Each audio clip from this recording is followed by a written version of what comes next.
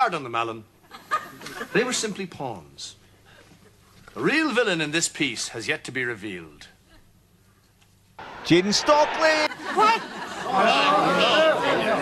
Fucking hell.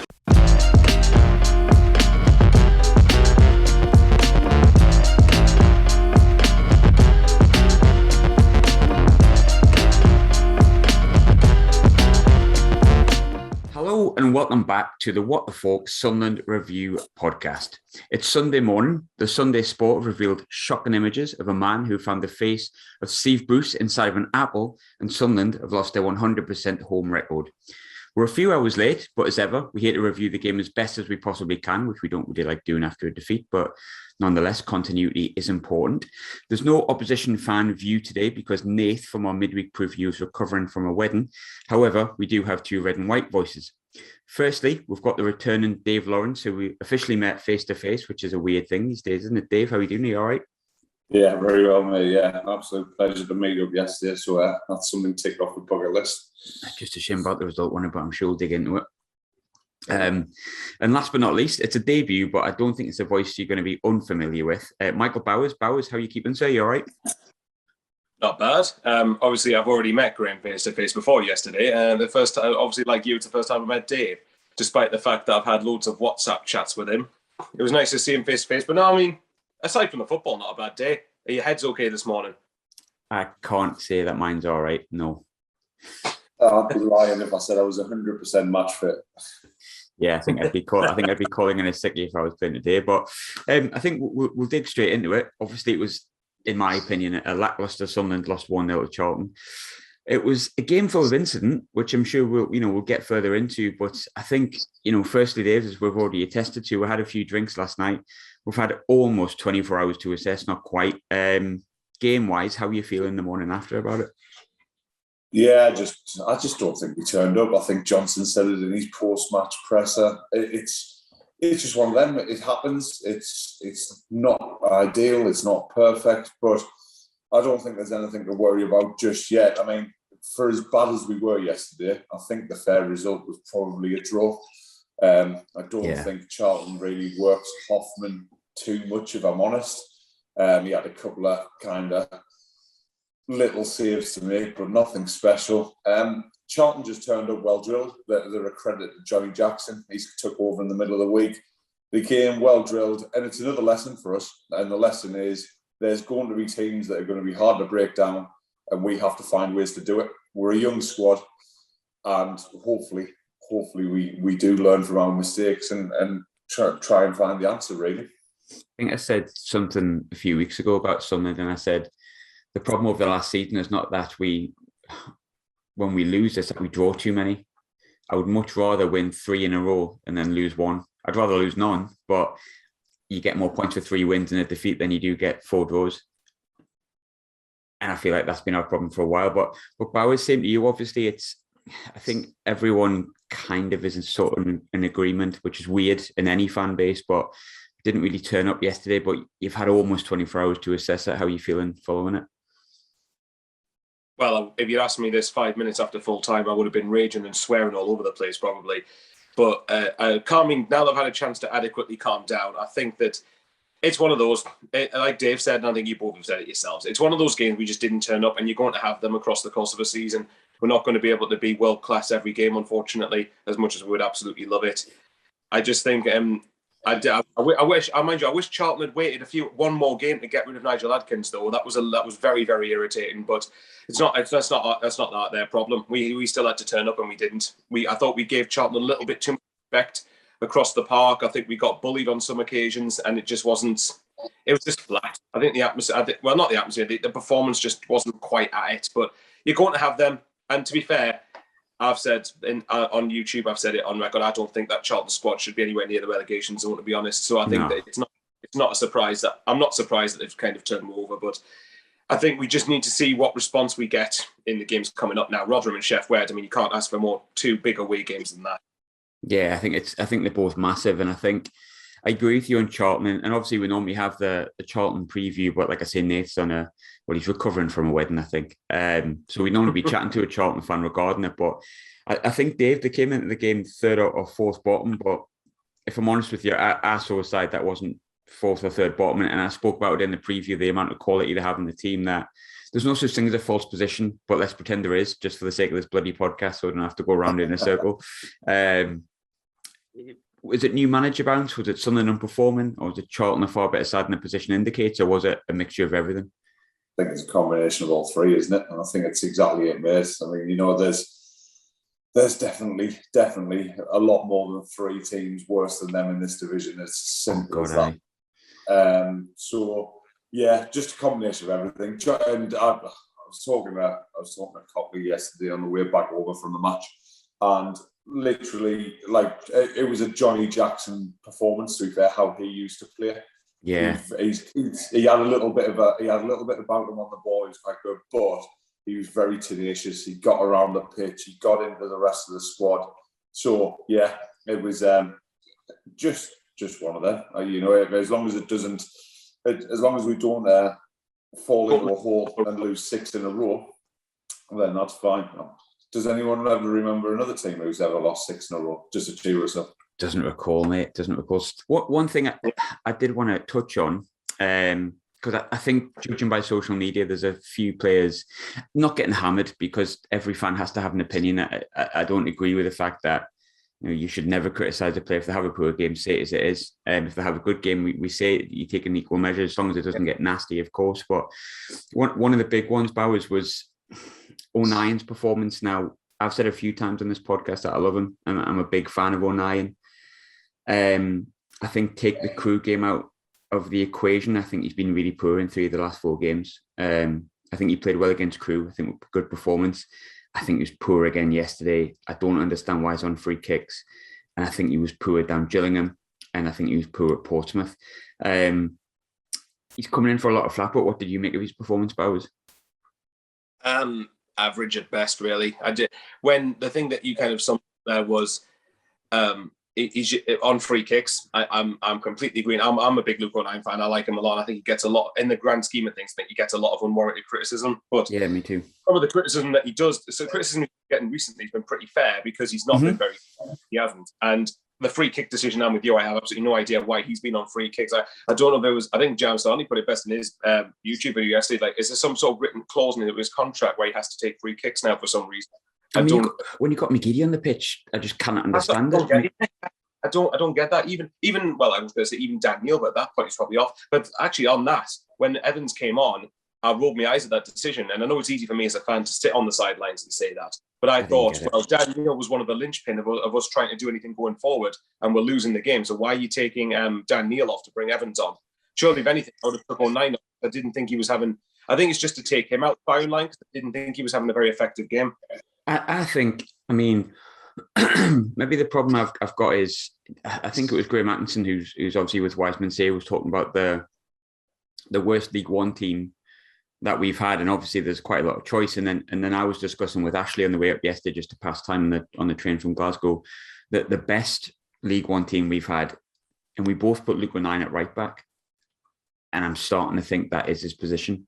I won't blame you. Like, I think he's been. I mean, so far this season he's been patches where he's been okay. Yeah. Patches, game kind of passes him by a little bit in midfield. I think generally, if you say someone says Luke O'Nien to you, the first position I think of is right back, because that's where you've grown accustomed to seeing him play there for 2.5 seasons pretty much, and a lot of his best performances have come from right back. I don't know whether that's him sort of readjusting into playing centre mid, but at this point you've played 2.5 months, nearly 3 months of the season. So I don't know, unless it's really him just getting used to it. I don't know what the issue is. I think Dave, as well, you want to see continual improvement from a player. I can take one bad game and then 2 average games and then 1 good game till it gradually gets to like two or 3 good games in midfield and 1 average game. For me, O'Nien in that position is regressing. I didn't think Dan Neil had a good game yesterday, and that's fine. He's been phenomenal. However, I'm in agreement with Bowers. If I'm taking midfielder off for Corey Evans, I'm taking O'Nien off, because O'Nien seems to have played or been asked to play that sitting role, which is not really what he did at Wickham. So maybe I'm being harsh in the sense that I'm saying, you know, he doesn't suit midfield because that's not his midfield position. He's more of a 10 than he is a 4. But I just didn't understand the substitution. I didn't understand him on free kicks. me personally, Dave, I would take him at the firing line. I think Corey Evans is a better player, and I think Dan Neil, although he was poor yesterday, it was still by far our best midfielder. Am I being a bit harsh on 09, Dave? Am I being too nice to the lovely Luke? I'm not as big a fan of 09 as you guys are. I don't hate him. I don't dislike him. But I think he's a limited footballer in technique. Yes, his running stats, his energy, his rapping is undoubtedly pretty good. I think personally, and it's obviously not the way we play, but I think if he was to fit into centre midfield, it'd probably be a 3-man midfield as opposed to a 2-man midfield. Yeah. That's just for me personally. I also think you've got to give our downfall yesterday was a lot to do with ourselves and the way that we set up and played, but a lot of credit has to go to Charlton. I think Charlton did do everything that kind of is the opposite of what we need to fall into place to actually make an impact on the game. It's strange. 09 is undoubtedly a very good header of the ball. I found it very strange after the first 15 minutes of Jayden Stockley absolutely bullying the life out of him. I found it very strange that we kept doing that. I understand maybe it's like 09 being on Stockley's toes and then a centre-half being behind Stockley to win the ball. But I didn't understand basically from their goal kicks, 09 completely man-marking Stockley because he didn't win a header all day.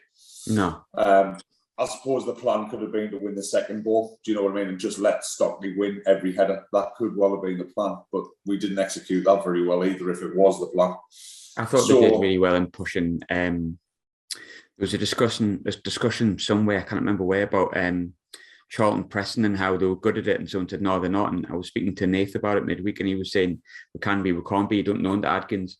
They closed down an awful lot, Callum Doyle yesterday, and we ended up going long an awful lot. Yeah. Doyle's actually really important. They're bringing that ball out from the back, and they'd almost pinpointed it and gone, get into him. It was almost like our game plan against Stockley, and that didn't work, where their game plan for where a lot of our play comes from, which is from Doyle at the back, it just worked. And when you're trying to pick apart Sunderland, because for Sunderland fans, what you do, but I do think Charlton got it right. Like definitely made honestly. And we doing it in the first half as well, when we tried to pass the ball around the back, they had I think they might have played with a 3 up front, or what it felt like it, because they had players on our men literally every time we tried to pass the ball out. So I think when we passed to Flanagan, you had Connor Washington up there, you had Jayden Stockley up there, Jonathan probably up there. They pressed with a really high line. So it's, as you said, with the fact that sometimes they're inconsistent with their pressing. It didn't look at from what I saw. It didn't look at yesterday. That's one of the most, maybe apart from Bolton, that we've been pressed at the Stadium of Light this season, in my opinion. Yeah, I think so as well. I think it smacked of a performance in a way of, oh shit, the manager just been sacked, we've let him down, because no one dislikes Nigel Adkins. He's the nicest guy on the planet. So obviously they'll not be like delighted about it. I think they'll probably feel quite bad about it and thought we've got to put a performance in for Johnny Jackson. And I think the effort and also the game plan just smacked of a good performance. Again, though, like, I don't think they deserved to win it, as poor as we were. But talking about poor performances, I think we could pick a few people here, but we've only got half an hour and I don't want to be too negative. But I think Aidan McGeady put in, if not one of his worst performance in a Sunderland shirt yesterday, Dave. McGeady's not really been the McGeady of last season, or the McGeady that we know. He's played on the right, he's played on the left. He's got a couple of assists, hasn't got that many goals. He's not really winning games for us, or changing games like he used to. I don't want to say is McGeady on his way out, but are we starting to see signs of aging in Aidan McGeady? It's possible, isn't it? I mean, but I think personally, for how this has turned out with injuries and stuff like that, he's probably been slightly unlucky, because we've got no natural width, and we all know that McGeady has been a winger throughout his career. If I'm honest, with the likes of Pritchard not being fully fit, although I think Pritchard was okay yesterday, he was probably one of the best in the battle. I thought he was okay. Yeah, I liked Pritchard. Yes, I agree with that. So if we give him that, but if he wasn't fully fit, Embleton's out, I think, and I've said it for a couple of years, McGeady could be that number 10, just in behind and give him a free roll and don't make him do too much off the ball. Because there was a couple of times yesterday to be fair to him, bless him. I mean, we're 35, Graham, and my legs wouldn't work that well. So no, he got back. He got back to kind of try and defend. He at least put his body in the way, if not being the best tackler in the world. He got himself back there, but there was a couple of times when he realised it was an overload, and Charlton did notice that in the first half. I actually said about 20 minutes into the bloke sat next to me, bless him, he's me analysing everything that I see out of the pitch, as I do. And I'm like, what he should do is he should bring McGeady over onto this right side and put O'Brien over there, because they've obviously worked out that our left-hand side there's more space. And to be fair, Johnson did do that, but it was just ineffective. And I suppose, I'll tell you what sums up yesterday for me, just in general, was decision-making. Everybody's decision-making was minging.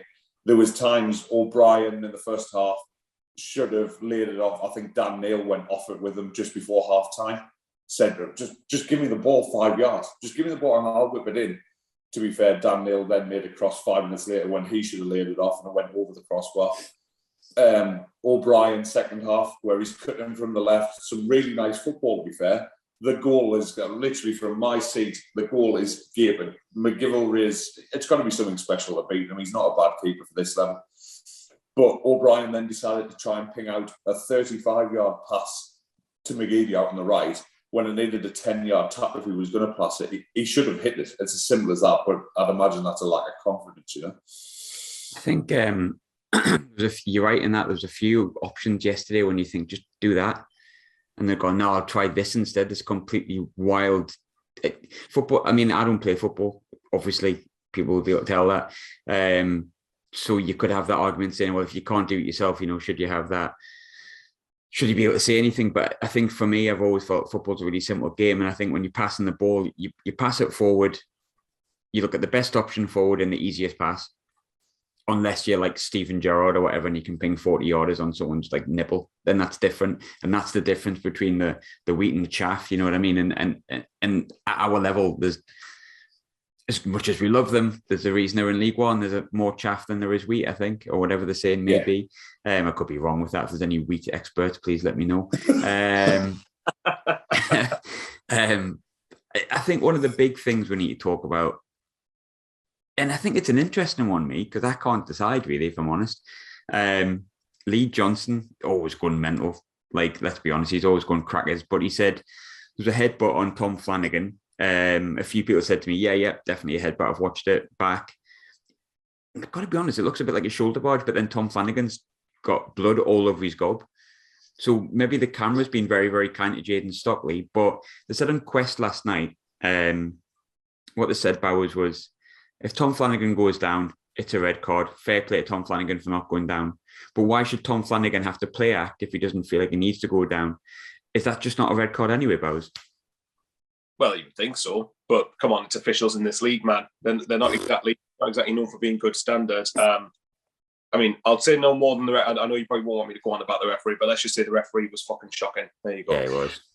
Moving on from that, I mean, the headbutt itself, I mean, I looked at that video, could be deceptive. For me, that in that video, it doesn't look like as much of a headbutt. It doesn't look much different to what has tended to go on in other games when people are man-marking from corners or you're trying to block your man off or whatever it is. But so I don't know what it is. But as you said, there is the picture there where Tom Flanagan's got blood coming out of his mouth on his teeth. So there's clearly something's happened there. Or that could have been from a completely different incident in the game. So as far as that particular incident, I don't know what Dave thinks, but I'm kind of with you. I'm sort of sitting on the fence. If I had to lean one way, I'd probably say not a red card, but obviously Tom Flanagan not going down probably elevated the decision not to give a red card.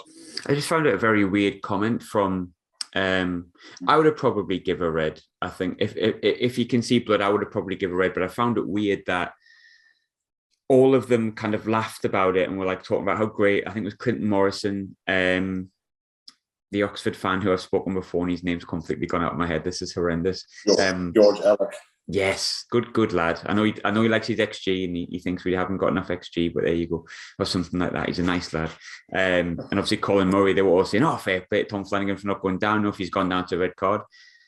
Now, there's two parts to that. It's like, should he have to go down for it to be a red card? Is it not just a red card anyway? Or is the standard refereeing that bad that they only will react if a player reacts? Like, surely that's what your linesmen are there for, your fourth officials. Well, can I just answer that with a question? If you look at last week at Gillingham, would that red card for Embleton have been given if Gillingham hadn't reacted so strongly to it? See, I thought it was a red card last week and I was quite strongly behind it. But I get where you're coming from. The reaction definitely helped it. Like the whole bench went up as if the guy, well, better not talk about decapitation and when, the neighbours up the road, especially as a journalist. But stuff like that, yeah, like I feel like it's mental that we're asking players to have a reaction, because simultaneously, if Tom Flanagan goes down from that and starts holding his face, you're going off at him and you're saying he's cheating. But if you look at it the other way around, though, if that was the other way around, Charlton probably have done that. Every team that I've seen come up against it, they have an opportunity to reduce us to 10 men, they're going to take it. So it's pleasant and it's not nice. Now, I don't particularly like it, but if everybody else does it to us, I don't see why we shouldn't do it back personally. But that's just me. What do you think, Dave? Jayden Stockley 10-game ban? Well, at very minimum, to be fair, or just like next time we play them, he's not allowed to play. Simple as that. And also talking about, I haven't seen the replays back off good old Quest, or I've seen it, but I haven't seen a decent camera angle. Has anyone? I haven't seen much of it on Twitter or social media in general. Does anyone think that wasn't a goal from Jayden Stockley? I'm almost 99% convinced that ball did not cross the line. Or nine has handled it, and it should have been a penalty and a red card. Yeah, there's three moments, which is weird. Because, I mean, maybe I'll have to get my referee's rule book out, which I'll be honest, is a bit dusty. Especially in League One. Punching a player. But, like, I feel like the header is... I feel like there's a push on Flanagan. I've seen that given. And the thing is, you could say, oh, come on, that's soft, Graham, that's soft. But consistency here. I've seen that given as a push many a time for goals for us, goals against us, ruled out. So there's a lack of consistency there. And then it goes in, I don't know if it crosses the line. I'm not 100% sure. Let's assume it does. Or nine still handles it before it gets there. So the goal goes in, but the Charlton not think, well, hang on, we've got probably more chance of scoring the penalty, and then they're going to be down to 10 men anyway. But then the ref gives a foul. Then the linesman flags something, which I'm guessing is the handball, and then the referee overrules it all. So how can you go, well, that's a foul. Oh, is it a handball? Oh, actually, no, I've changed my mind. It's a goal. So I would like to understand the decision behind it. If he'd gone from the off, it's a goal, or it's a push, or it's a handball, that's fine. Like if you have one decision, that's fine. But there's three decisions. If you listen to the goal, you hear the fans go, way, because we think, oh, he's celebrating, it's not actually gone in. Then Stockley sends back to be like, have I scored? And then the ref's like, yeah. But where did the way come from? Like, we weren't just imagining stuff in the southwest corner. The linesman flagged for something. That was in the southwest corner. We were all thinking, I was saying to my mates next to me, like, oh, we've got away with one here. And then all of a sudden, I saw them all celebrate. I'm like, what? He's giving it. I'm guessing the flag from the linesman was the handball. I'm guessing the referees decided there was pushing the back and then decided there wasn't, which is just, I mean, we could do a whole podcast about the standard League One referees, couldn't we? Let's be completely honest. I think I have to, Dave, to be honest, call into the question of the referee. I don't really like to criticise referees because I think there's no point. Like, I can't change it. I can discuss Sunderland as a fan. That's fine. I can discuss an opposition team as a fan who's played them. That's fine. Referees, I can't do much about realistically, but I just feel, and I've seen some bad refereeing performances, really bad, but that was right up there, like literally one of the worst I've ever seen, especially at this level. And I mean, I know we talk about this level, but it's the third tier of English football. It's not Sunday league, and the whole point we're just making there, it felt like that. You've got to do better than that, I think. But then you come on afterwards and you hear that he's from, well, quite obviously a Newcastle fan. Now, I'm not into conspiracies, get your vaccine. The earth isn't flat. I'm not into me conspiracies at all. Allegedly a Newcastle fan. Refereeing a Sunderland game and then having a horrendous performance. Is that a coincidence, Dave? Am I now a conspiracy theorist? Well, it doesn't sit like, does it? I mean, you reckon there's two, and excuse my ignorance because I don't know who they are, but they reckon there's two referees not allowed to take charge of a Sunderland game because they're Sunderland fans. Is Michael Oliver one of them, possibly? I think anyway. Yeah, there's a couple, and apparently they're not allowed to officiate. And it's a conflict of interest, surely, isn't it? If it, hey, who knows? No matter who he supports, whether he supports South Shields, whether he supports Gateshead, no matter who it is, there's nothing getting away from the fact that he couldn't handle the occasion yesterday. And it wasn't really an occasion. It was just a league game between Sunderland and Charlton. He was banned last year. He was banned for 4 games last year. Because he sweated to Ipswich players. Is it Alan George from Ipswich? Yeah, that's right. You headbutted him, so surely doing that, you shouldn't be allowed to referee a game, I think. It's mental, isn't it? Like, I'm not going to go and headbutt any of my fellow journalists or colleagues to see if I get sacked or not. So don't worry, anyone who are listening. But I think, just to end, obviously, it's been quite a good podcast to get into because it's been talking points. I just wish it was talking points with a win, but it wasn't. We got beat off Portsmouth. We were very philosophical about that and talked about the response. We responded to that. Burton, that was a totally different performance because we were great and just couldn't put the ball in the onion bag with one of those things. Could have played a month of Sundays and didn't do it, but we responded very, very well. So the tag of Streaky Johnson has not been very streaky at all. It's been 1 defeat in every 4 games or something along that line. But Bowers, next 2 games, you touched on it before, really big. Rotherham are certainly not a poor team at all. They're going to be up and around there all the time. People tend to forget about them. They're always around there. It's the reason they kind of yo-yo a bit. It's because they're probably a little bit too good for League One, probably not quite good enough for the Championship. Chef Wed away, that's an occasion. They've not been having the best of the past few years, but they've got the likes of Barry Bannon. They've still got players in there. It's now the most important. Huh? Saido Berahino as well. Oh God, I forgot he even played for them. Berahino, geez, I forgot he existed, to be honest. Same with Frederick Alves. If anyone remembered, I didn't realize Frederick Alves wasn't on the bench for the past few games, and he was yesterday. But what I wanted to ask Bowers was, response is really important. How important is the response now, considering we're probably coming up against 2 promotion candidates? Vital. I think these are 2 of the hardest games that we're going to have. And I think that Rotherham especially, we all know what they're about. Even, I think a couple of years ago, the curtailed COVID season, Rotherham started that season quite poorly. But I said constantly throughout, they will be up there in the top 6. Even when they were down in 15th, they always do it. They either start slowly and build after that, or they start obviously on the front foot and end up doing really well. And I think Rotherham, they got a big win themselves, 3-0 with MK Dons, which, as we found ourselves, is not an easy place to go and win at all. So that's going to, I think they're 1 point behind us, I'm going to guess, in the league. Like so obviously you want to win there, but the very least you need to do there is to make sure they don't go above you in the league. That's going to be a hard game. And then Chef Wed itself, as you said, is an occasion. I think, to be fair to Johnson, when we lost at Burton, responded with 3 league victories. We drew at Fleetwood, responded with 2 wins. Got hammered at Portsmouth, responded with 2 wins. So by that logic, we should be getting 6 points from these next 2 games. But we all know Sunderland don't work like that.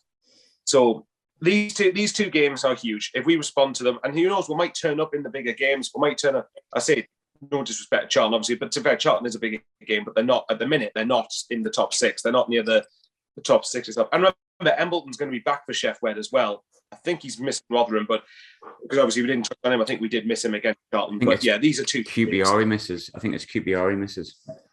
No, I asked. I think Dave can back us up here. I think I asked James Cotley, obviously from the Sunderland Echo. I think he said that the red card counts for the league exclusively and not the cup. So if that's right, play on Tuesday probably, and then miss Rotherham. But I hope it's the other. He corrected himself, so it's just 3 games in a row. So it's the next, obviously yesterday. So it's the next 2 he misses, and he's back for the 3rd. He does miss the QPR game. Okay, that's fine. That's even better. It's the way you'd want it.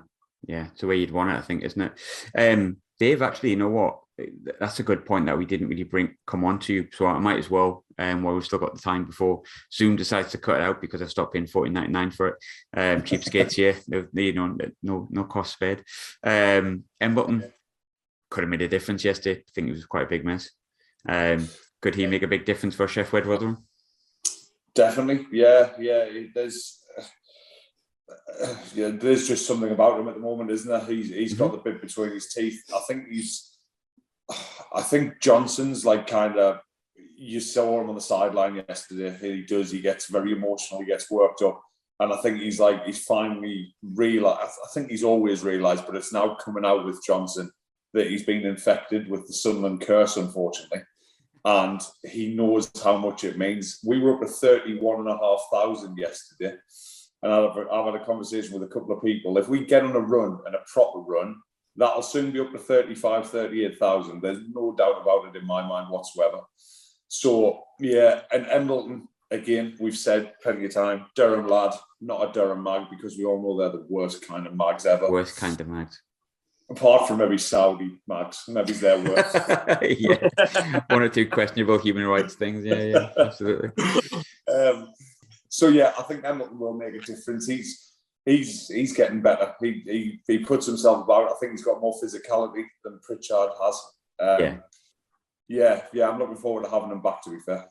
Yeah, me too. I think ultimately, just obviously end the podcast. I think, kicking the balls. We don't like getting beat. No one likes losing games, and especially not with a team who came into it third or fourth bottom, and might not even get close to promotion, despite the fact that we've praised them quite a bit in this podcast. But I think, as the wise men say, have been doing every game. I think they've been counting with each result. Are we due to average 2 points per game, which is what we need to get promoted? And yes, we are. So I don't like games in hand for obvious reasons, but we do have them in hand. We do have games in hand. We've got one of them coming up. We're still in a good position. We're still averaging over 2 points per game. I think responding the way we have previously and stop getting beat every 4 games or whatever it is. Yes. And I think we'll be there or thereabouts. I'd like to think we'd win the league by 400 points, but I think I might have to revise my thought process on that. But thanks everyone for tuning in. I'm kind of pleased we did it after a lot of Sambuca and cocktails, because I don't know whether I would have been in the same calming mindset as I was this morning.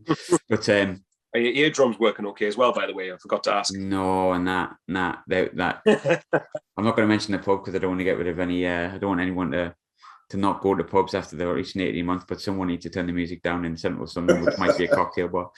But as always, I've been Graham, been What the Falk. Dave has been Dave. Bowers has been Bowers. Thanks very much for joining us, lads. Cheers. Thank you. Bye-bye. Oh, subscribe if you want.